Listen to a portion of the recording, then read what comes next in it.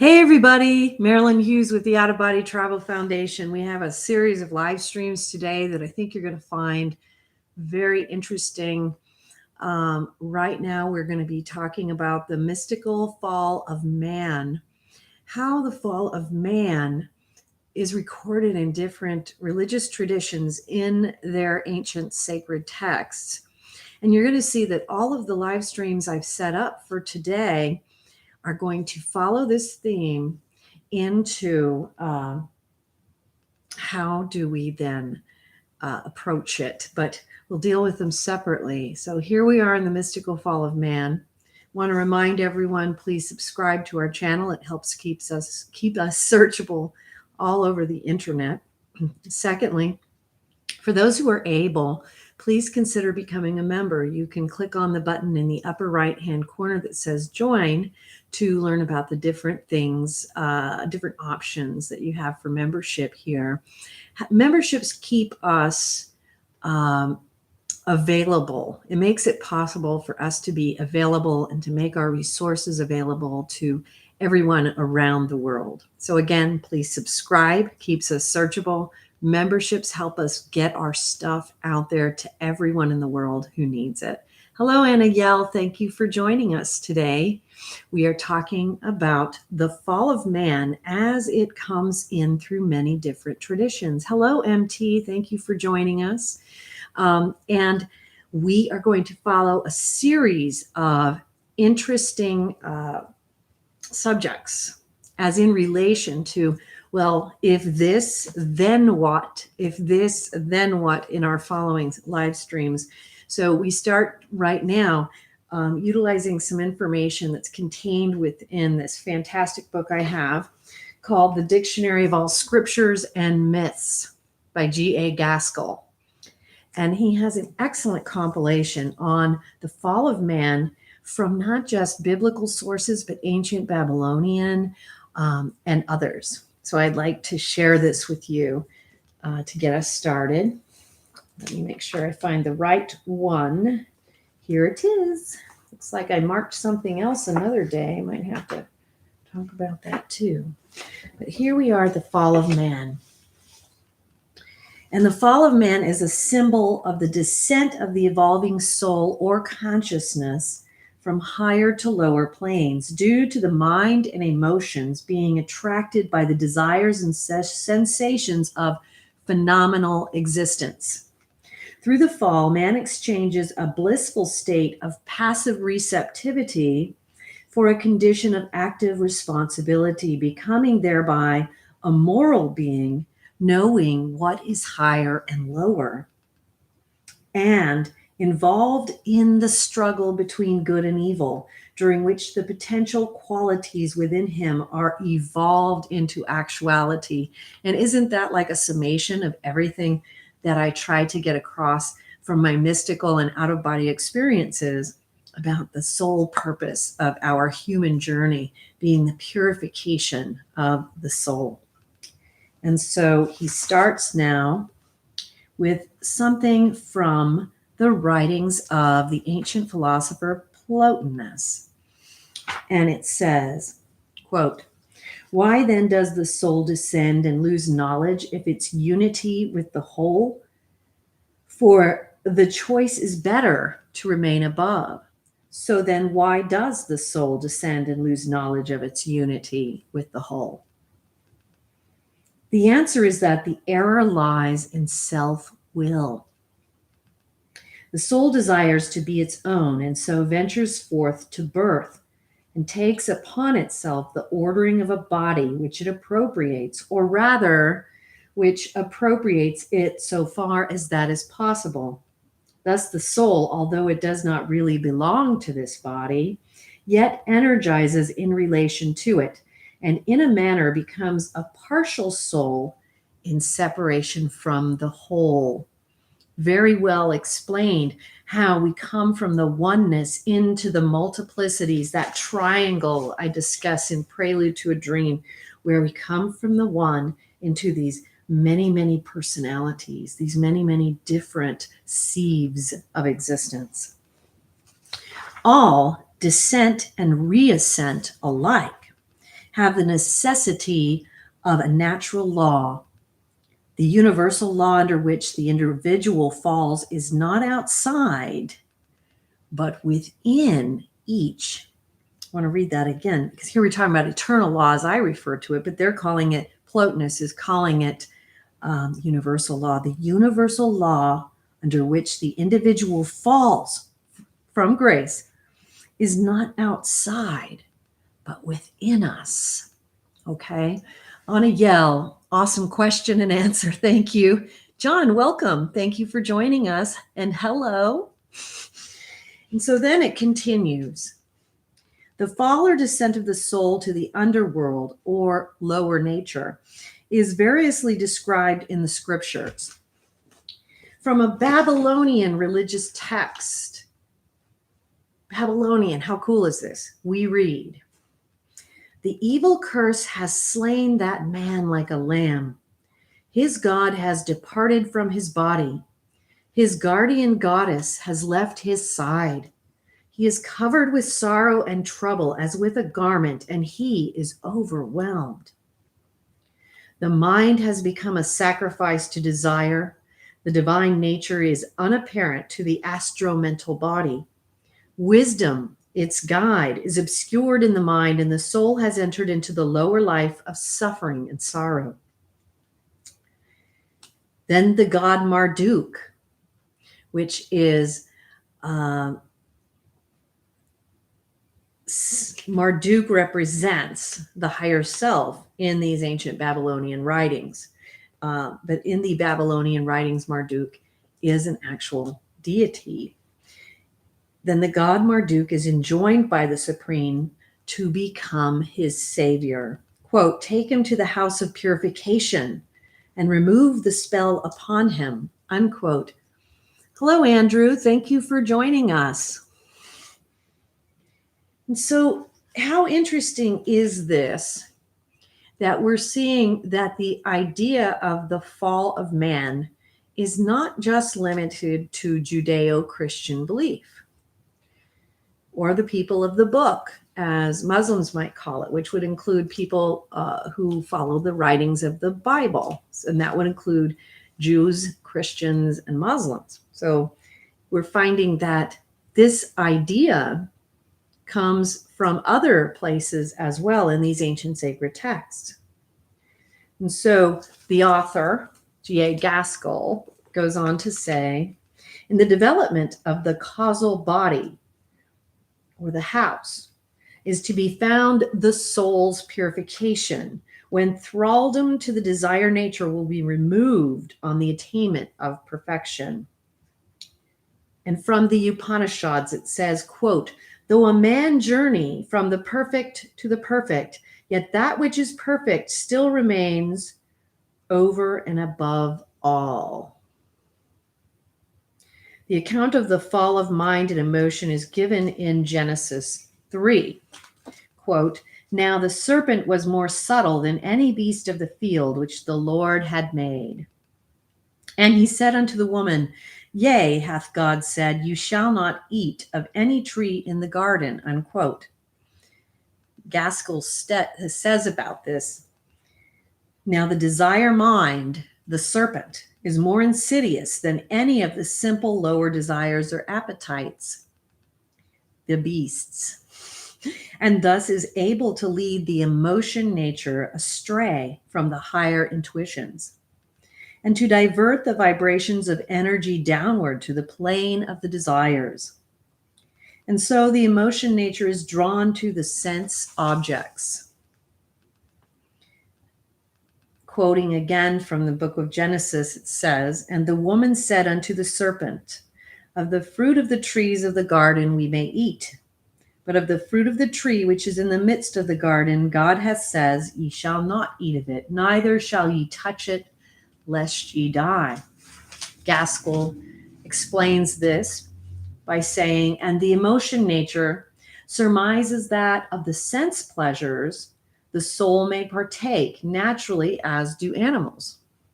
But of the fruit of experience, which is the moral nature, the soul cannot partake without incurring the death penalty.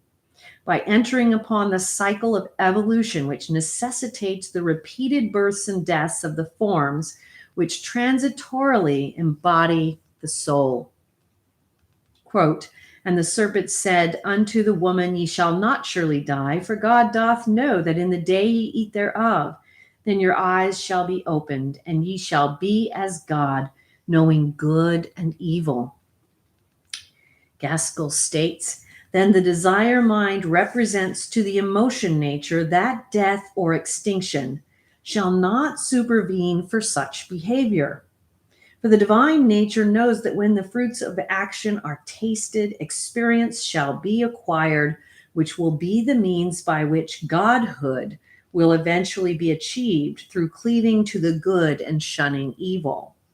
Quote, and when the woman saw that the tree was good for food, and that it was a delight to the eyes, and that the tree was to be desired to make one wise, she took of the fruit thereof and did eat, and she gave also unto her husband with her, and he did eat, unquote. Gaskell then goes on to say, and so when the emotion nature perceives the desirability of descending to the lower planes and sees the beauty of the prospect and recognizes that this course will be the means of enabling the soul to increase its knowledge, then attachment to the lower life is set up, and the results are communicated to the evolving mind, whereby the mind partakes of new experiences. And again, quoting back into the book of Genesis. And the eyes of them both were opened, and they knew that they were naked, and they sewed fig leaves together and made themselves aprons. Gaskell says, and then it is both the emotions and the mind perceive their utter lack of clothing, which he regards as concepts, their nakedness, which he regards as ignorance, and they become aware of the necessity for further evolution. And their endeavors result in producing an external mental condition which conceals the inward growth of the soul. Fig leaves so applied are also symbolic of secrecy. So then we move to a different set of quotations regarding this fall. And this one is from J.M. Neal in a book that he did on the Book of Psalms. Quote, the tree of the knowledge of good and evil by which man fell changed into the tree of life by which Satan perished. The fruit of disobedience becoming the fruit of the tree that is in the midst of paradise. The garden whence the first Adam was driven forth, replaced by the garden where the second Adam arose from the dead. Unquote. From Alice Gardner, in a book that she wrote called John the Scot, says, quote, to come to man, the microcosm, the human trinity, made in the image of God but fallen from its original glory, Scotus attributes that fall to a self-willed turning away from man's proper nature and first principle of being. And here she's referring to John Duns Scotus, a Catholic theologian in the Middle Ages.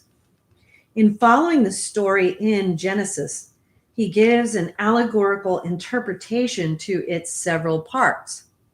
The fall is not regarded as an event in time, nor paradise as a definitive locality. The story of the forbidden fruit is interpreted as the leading away of the mind, the man, by sensibility, the woman, so as to seek pleasure in the things of sense and not in pure wisdom. The punishments inflicted have a hidden meaning. In sorrow shalt thou bring forth children, points to the efforts necessary for attaining knowledge. Thy desire shall be to thy husband, and he shall rule over thee, promises the ultimate subjugation of sense by reason. The means by which the general restitution is effected is, of course, the incarnation, the Logos entering into human nature. And the Logos is always a term used in mystical texts and mystical theology as God, the Word, the divine coming into being, and then returning to the Father or first principle, unquote. And so the next quote is from A. Jukes from a book wrote called Types of Genesis. He says, quote, "The failure of one thing through grace brings in a better thing. Where sin abounds, grace yet more abounds. Thus that short-sighted wisdom which would prevent falling would by so doing prevent all progress to higher things. For each advancing form of life which God takes up springs out of the failure of that which has proceeded."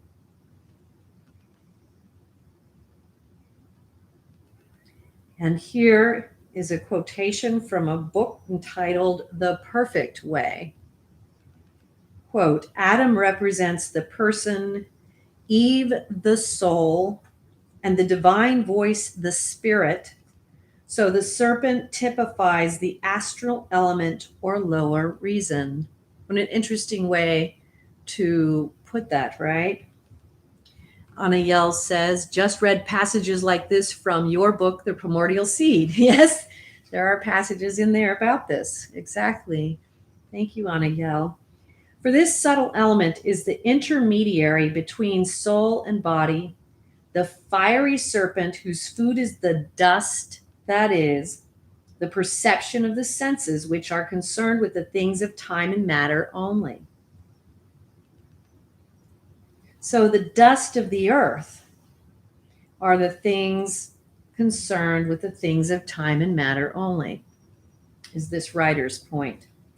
Coming next to the philosophical reading of our parable on the fall, we find that on this plane, the man is the mind or rational intellect, out of which is evolved the woman, which is the affection of the heart. That the tree of knowledge represents Maya or illusion, the serpent, the will of the body, the tree of life, the divine gnosis or interior knowledge, and the sin which is brought and which brings ruin on mankind, idolatry, which is the adoration of the shadow instead of the substance, which is God, the adoration of the shadow. And many mystical texts will speak of how we live in the shadow world, in the physical universe. And that is what is being referred to here in The Perfect Way. The next quotations come from the Zohar, the actual Kabbalah, saying, quote, "The one," again, going back to our triangle from one into the multiplicities, right? "The one which consists of these two, life and substance, is always putting forth alike the macrocosm of the universe and the microcosm of the individual, and is always making man in the image of God, and placing him in a garden of innocence and perfection, the garden of his own unsophisticated nature. And man is always falling away from that image and quitting that garden for the wilderness of sin, being tempted by the serpent of sense, his own lower element. And from this condition and its consequences, he is always being redeemed by the blood of the sacrifice, always being made for him by the Christ Jesus, who is Son at once of God and of man, and is always being born of a pure virgin, dying, rising, and ascending into heaven. Before Adam sinned, he went up into and remained in the illuminated wisdom, which is Eden, above, and was not separated from the tree of life. But when he acceded to the desire to know and to descend below, Then he separated himself from the tree of life and knew only the bad and left the good alone. Unquote. And from a sermon given by R.J. Campbell, we have to conclude this thought. I admit that the Genesis story of the fall, as it stands, cannot reasonably be regarded as history. It is not history, it is something better. It is a symbolic statement of certain facts of experience. The whole drama should be removed from the material to the supermaterial world, the paradise of Eden being a figure of man's condition immediately before his descent into matter. Our real fall, speaking of the race as a whole, consists in having to live under conditions wherein the struggle between good and evil is inevitable and unescapable. I say that to have come into a world like this at all is a fall from something higher. It is true that we came up from below, but it is also true that we first came down from above. We are of the eternal. Our true being has never had a beginning and will never have an end. But when man as man entered this world and he had to make acquaintance with something very different, his beginnings then were lowly enough. And as he has been slowly fighting his way upward, back in fact to where he came from, he has been learning tragically the difference between good and evil.